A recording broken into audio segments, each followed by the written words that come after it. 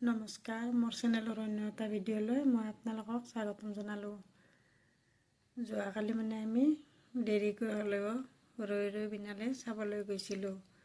যোৱাৰ সময়ত মনটো খুব ভালে লাগিছিল, কাৰণ 30 বছৰৰ পিছত এয়া চিনেমা চাবলৈ গৈ আছোঁ। কাৰণ ছোৱালী অৱস্থাতে চাইছিলোঁ চিনেমা, আৰু এয়া 30 বছৰ পিছত। কিন্তু যাই যেতিয়া হলত সোমালোঁ নহয়, তেতিয়া জুবিনৰ ফটোখন দেখি সঁচাকৈ খুব বহুত বেয়া লাগিছিল। তাৰপিছত যেতিয়া আৰু চিনেমা আৰম্ভ হ'ল, তেতিয়া যেতিয়া গানকেইটা দিছিল নহয়, সঁচাকৈ ইমান বেয়া লাগিছিল নহয়, চকু পানী ৰখাবই নোৱাৰিলোঁ, ইমান কান্দিছোঁ।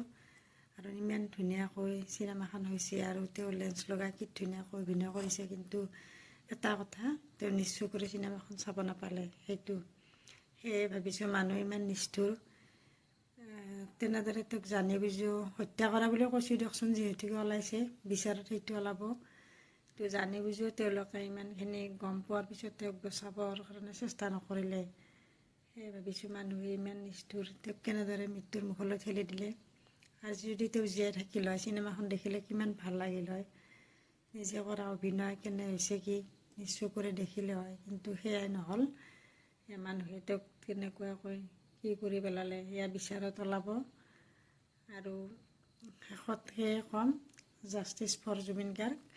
যিসকলে তেওঁক হত্যা কৰিছে তেওঁলোকে যেন উচিত শাস্তি পায়। আইনৰ বিচাৰত কোনেও যাতে সাৰি যাব নোৱাৰে, আৰু ভগৱানৰ বিচাৰতো যাতে তেওঁলোকে সাৰি যাব নোৱাৰে। সেয়াই মোৰ শেষৰ আৰু মনৰ কথা।